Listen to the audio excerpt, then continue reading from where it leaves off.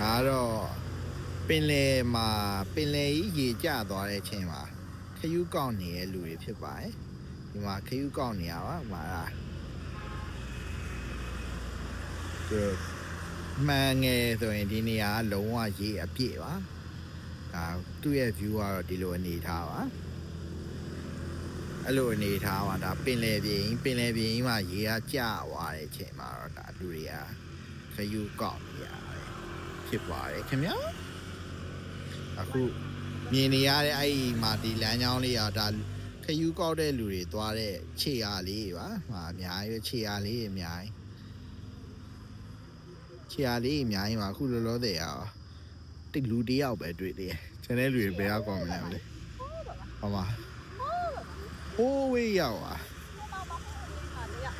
ဟိုးဝေးပါမှာတရားအော်ဒီနေ့ကျွန်းဆွဲကြည့်လားဟောလူမဟုတ်ဟုတ်လားဟောလူဟုတ်တယ်လူပဲဟုတ်တယ်မှာသူလည်းခယူးကောက်နေရပါပဲအားလုံးကခယူးကောက်နေကြပါတယ်